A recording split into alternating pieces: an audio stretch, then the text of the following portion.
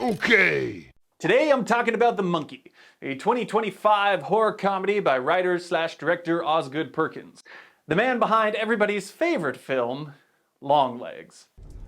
Knock, knock. Now, if you happen to watch my Longlegs review, thank you. But you might recall what my brother thought of the film. It's shit. Now, personally, I really loved all the scenes with Longlegs the character, but ultimately, I didn't enjoy the movie. Not a fan. Having said that, I did admire some of the film's bold, creative choices. And so, while I was perusing ye old streaming services, I came across The Monkey, and I thought, hey, it might be worth slipping it the old second chance banana. Here's the plot. Short version. Basically, there's a toy monkey, you wind him up, he plays the drums, on the last drum hit, bad shit happens. Now for the long version. Our film opens with Adam Scott trying to pawn off the world's most nightmarish children's toy on the best side character from Longlegs. Sadly, Big Daddy does not approve. I'm getting hints of Final Destination. After a brief back alley barbecue, we meet our main characters, Hal and Bill, twin brothers whose pilot father disappeared. Now, while searching through his belongings, they find a familiar, if not unsettling, face. This movie looks very good. Like, the cinematography looks very good, and, well, the toy monkey looks very good. Hell, even the Wes Anderson style, let's put everybody in the middle of the frame, starting to grow on me. Although I think it has an unintended side effect where it kind of gives me the vibe that the actors aren't in the room with each other. That night, the twins witness the full power of the monkey, the victim this time being their babysitter, Annie Wilkes. Now, I know I should be focusing on the tension of this scene, but honestly, all I can think about is what babysitter takes the kids out to a teppanyaki restaurant? Final Destination vibes intensifying. Though if this were a Final Destination movie, I guarantee you the deaths would be way less predictable. The chef would have swung the knife, it would have cut a fly in half, which would have fallen into a joyful Buddha cocktail cup of one of the guests, who would take a sip, begin to choke on it, flail their arms, knock over a cup of water that would get into the electronics of the grill, turning it up to heat levels of the goddamn sun, while at the same time a Musashi statue would fall from above, decapitating the guests, landing their head on the grill to flambe in front of all of the other horrified patrons. I am shocked I got that in one take. I deserve a little treat for that. Oh, fuck. What is this? It is what it is. The word of the Lord. This is not working for me. I don't know why there's a bad comedy skit sandwiched into the film. Hopefully there's no other unrealistic characters that come along and take me out of things. So, looks like you got yourself a bit of a pants problem, kid. Ah yes, one of those classic gangs of roving, diverse female bullies. But he also gets bullied by his brother, Bill, who's kind of a dick. And he turns the crank, asking the monkey to uncontinue to breathe his brother. It's the stupidest thing. God, I can just tell that my hair is gonna be like so flat by the end of this. I'm so sweaty. But this diabolical drummer, he don't take requests. And he kills their mom in front of a horrified Bill. The twins move in with their Uncle Elvis Bubba director cameo, who ends up dying due to Bill's monkey shenanigans. Uncle Chip was trampled by a stampede of 67 wild horses in his sleeping bag on a camping trip. And so the twins seal the monkey and give it the old Samara Morgan treatment. 25 years later, this movie has a shocking amount of plot. More on that later. Hal is living a rough life. But it's one of those rough lives where you clearly go to the gym every day, have a great skincare routine, model on the weekends. But he is estranged from his family, he doesn't have the greatest job, and his ex-wife's new hobbit husband is about to legally take custody of his son. Hey, buddy. Elijah Wood is so good. I love horror films when they have a douchey character, and especially horror films that do very creative and disturbing deaths, because every douchey, assholey line that they say, it just makes you sit back a little further in your chair in that sweet anticipation because you know what's coming. Hey, how come Angela gets to talk to the boys all day? While Hal tries to enjoy what might be his final week with his son Petey, he gets a phone call from his brother Bill, who he hasn't seen in a decade. Turns out that their aunt died. Apparently Jack Napier's gun couldn't save her, and a lot of other people in Maine have been dying in ridiculous ways as well. Wait! Alright, this seems like a good place to take a break. We're about halfway through the film, and so let's pause and discuss what I didn't like about the monkey. My biggest gripe is that I think the movie would be better if it took place in a more realistic world. For the most part, the performances of Hal and his son Petey, they're very grounded, and I think that serves to elevate the absurdity of a lot of the deaths. But then you have these side characters, it's more like caricatures, honestly, and they're so over the top and they're so like bad comedy skit, like they're not realistic to what a cop or a priest would ever behave like. And I think what that does is it shortens the juxtaposition gap between the setting and the absurdity of the horror.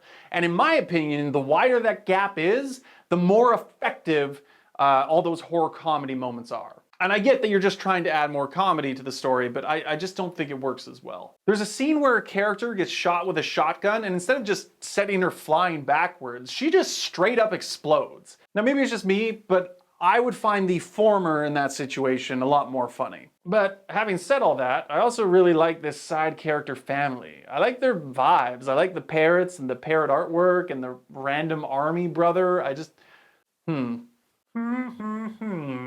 also really dislike this line. Fuck! Is that a leg? Fuck! It reeks to me of bad Marvel or bad video game writing. So let me get this straight. I'm somewhere that's not what I would call Earth. I'm seeing freaking dragons, and oh yeah, I'm talking to a cop.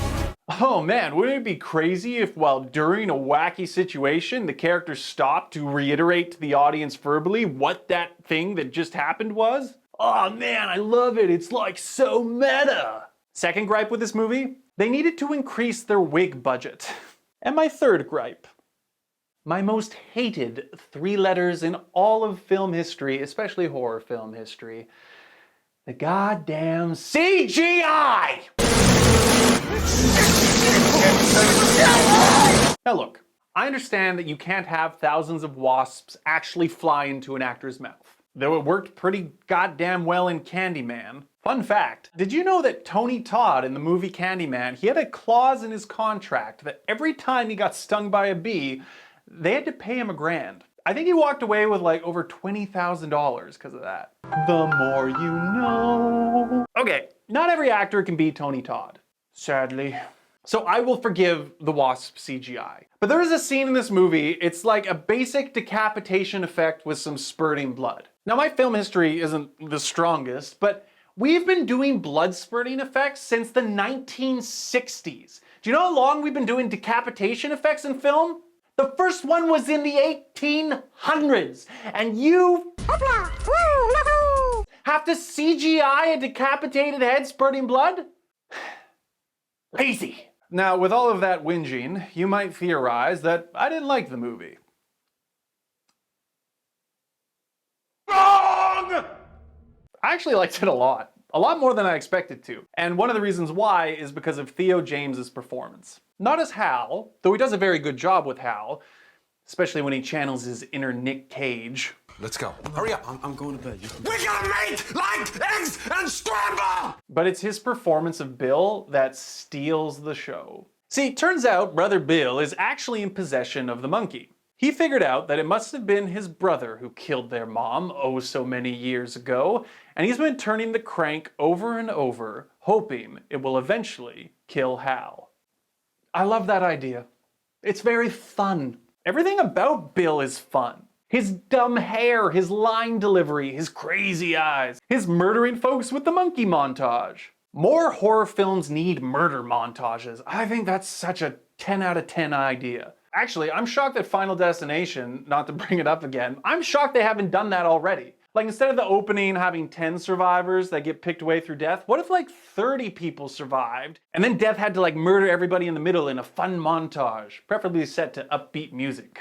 Maybe in the 7th one. But yeah, Bill turning out to be evil, essentially a serial killer in possession of like a mystical murder machine. I love that turn. Honestly, side caricatures aside, I think this movie's really well written. What? I think I'm in the minority of that opinion, but I don't care. Props to Osgood Perkins. Or Stephen King. One short story reading later. Props to Mr. Perkins. This movie does setup to payoff better than most films I've seen recently. I gave Longlegs a lot of shit for expositioning information that was so unbelievably obvious would be pertinent later on. The Monkey handles it way better. Some of them you see coming and some you definitely don't. They can be character related or plot related, but all of them fit. There's a ton of them. So if you'll indulge me, I'm just gonna talk about 2 of them. The first is this line from young Bill. You gonna take off your suit, Bill? If I take it off, then I'll have to put it back on as soon as there's another funeral. Later on, when he has gone crazy with grief, he sews his old suit into his outfit. It even has the flames that he was wearing on the day that his mother died in front of him. That is some really good extra character seasoning. The second character setup I want to talk about has to do with this brochure that Petey finds in their hotel room. Check it out. There's a place in town. They do skydiving lessons. Oh, and they do weddings. Now, I saw that, gave a mild chuckle, thought, it wasn't the best joke, but let's move on. Now, later on, during the climax of the film, Bill is trying to force the monkey's hand, which the evil toy does not appreciate. So he goes all Neil Peart on his drum kit, causing a massive death event across the city. And then this happens.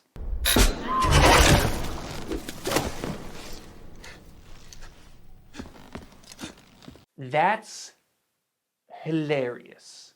Perfect execution. You set it up, I took it as a throwaway line for a throwaway joke, and then it literally crashes through the ceiling to catch me off guard. There's so many moments like that. There's so many great setups and then great payoffs in this film, and almost all of them worked for me. I didn't quite get why they could actually see death on his white horse at the end, but I mean, this is the same movie that gave me surfboard impalements and evil Kevin McAllister samurai traps and even a flaming baby carriage, so I forgive it. This is supposed to be the second half of the plot, and I've just been raving. Oh well. Clearly my own writing structure needs work. Okay, 4 more things I loved, a brief summary, and 1 thing I hated. I love this Gremlins 2 reference, and this Simpsons reference. I love the song that the monkey plays. Has no style. He has no grace. This Tom has a funny face. It's catchy, it's fun, it juxtaposes the horror, and I haven't had a song stuck in my head from a horror film this badly since Halloween 3. I love, nay, I adore the death scenes. And then Nancy Rizzoli. They're so good. The level of gore, the creativity, and the editing, it's quick, it's punchy, and it elevates the comedic aspects. Yeah, but the deaths would be better if they were more realistic. I might have actually changed my mind while writing the script. I don't know. You know what? You don't have to have an opinion on everything. I remain undecided. Not on the side characters, still hate them, but on the ridiculousness of the deaths. I might have come around to it because I think it makes what I took to be the theme of the movie to be more effective. So I think about death a lot. And I know that this fixation, it robs me of a lot of joy. Specifically, the ability to appreciate the present. To be here now, as a great documentary once told me. I will find myself looking at my dog's big, dumb face, and I try to smile, but more often than not, all I can think about is the fact that one day he won't be here anymore. Now, in a few weeks, I'm going to be 37, which means that if I'm very lucky, my life is about half over. And while I sit tied to intersecting tracks, watching as a myriad of tragedy trains approach me with speeds that vary but whose arrivals are unavoidable, at some point the final train is going to come to knock me back into nothingness. And the fact that this is all inevitable, that I'm worrying about something I cannot change, it brings me no comfort. But laughter, especially laughter in the face of overwhelming tragedy, that does give me comfort. And I think that's what this movie did so well for me. After the first funeral scene, there's this wonderful moment between Hal, Bill, and their mother. Oh, come on, let's go dancing. And again, this leads to the best payoff of the movie at the very end, when Hal and his son are surrounded by this overwhelming absurdity of death. Hey, I just got an idea of what we should do right now. Let's go dancing. I love that. Now, little brief disclaimer. There are plenty of stories that I love that if you were to tell me they sucked ass, I would get violent. And you would deserve everything that was coming to you. The Monkey is not that. It's pretty goofy. And if you hated it, I get it. But if it's not for you, then it's not for you. But I thought it was a lot of fun. Oh, what can I say? It connected with me. I was pleasantly surprised. With the exception of one surprise that was quite unpleasant. They never killed Elijah Wood! I sat through this entire, admittedly beautifully fonted, seriously, between this and Longlegs, the guy does great credit sequences, but whatever, that's not the point. I sat through this entire credit sequence knowing that they had to have a post-credit scene where he finally gets his comeuppance, and much like my fiance, it never came! Hey, buddy. Yeah. Bunch of fucking Saurons, can't even kill him. You know what? I'm gonna go throw something on to make myself feel better. All that sawing and tying, it's not as easy as it looks. Thanks for watching. Yeah, I'm definitely getting hints of Final Destination. Here, Hoffman, have a sip. Or Mr. Hoffman needs his wine if he's going to defeat Agent Strom.